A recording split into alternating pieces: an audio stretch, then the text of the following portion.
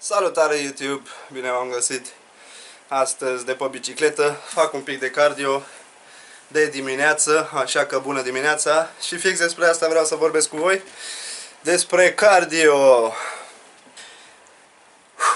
Eu, de exemplu, recomand cardio ori dimineața, pe stomacul gol, după ce vă treziți, cam o jumătate de ore sau chiar o oră, cum vă simțiți în stare și cum e nevoia.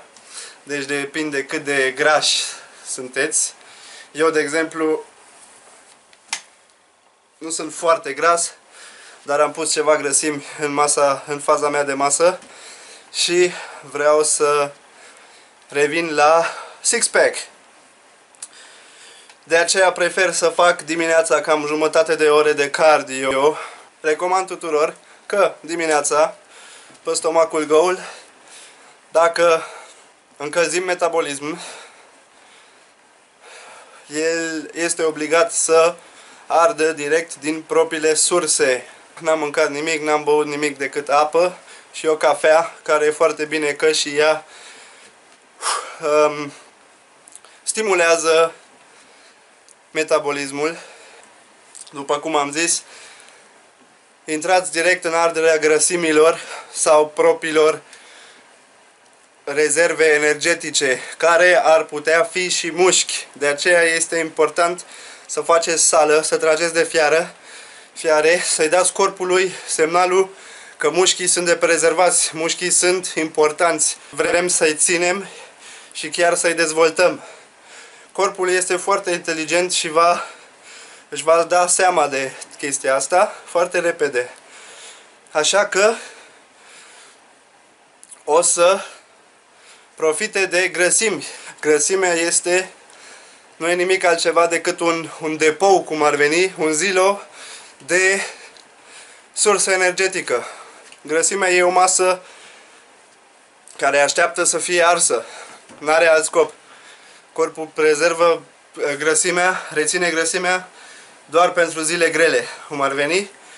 Și noi, în ziua de azi, nu prea mai avem zile grele, să murim de foame sau nu știu ce. Așa că trebuie să creăm noi starea aia de zile grele. Asta însemnând reducând mâncarea și dublând activitatea, făcând mai mult sport, mai multă cardio, mai multă mișcare și tot așa. A doua modalitate de recomandabilă este să faci după antrenamentul cu greutăți încă vreo 20-30 de minute de cardio, fiind încălzit deja și arzând o grămadă de calorii înainte. Nu mai trebuie să depui atâta efort să intri direct în arderea grăsimilor. A treia modalitate este HIIT-ul, High Intensive Interval. Asta ce înseamnă? Vorbim despre intervaluri de antrenament cu intensitate înaltă. Asta e traducerea.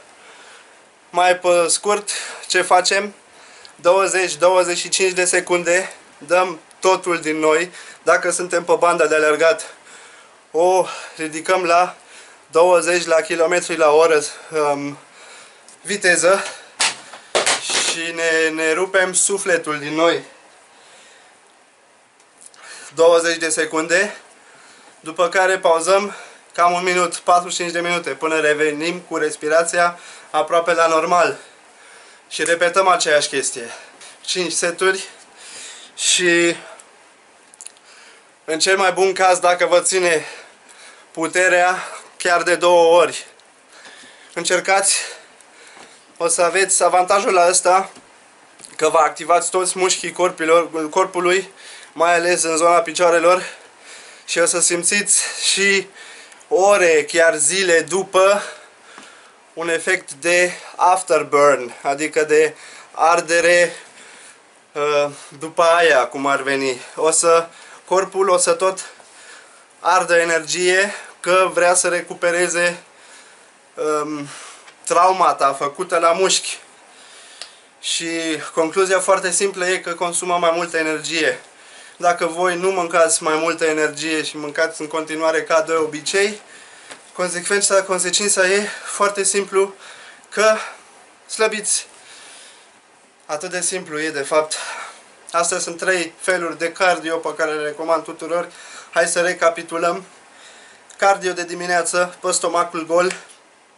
A doua este după antrenamentul cu gantere sau greutăți, mai bine zis. Și aici vă recomand go always hardcore. Deci nu vă jucați. Dacă oricum sunteți acolo, rupeți-vă. Asta e treaba. Rupe-te la sală. Și a treia variantă este HIIT-ul cu intervaluri de intensitate înaltă. Cu astea fiind spuse, sper că v-a plăcut și vă ajută sfaturile astea. V-am pupat!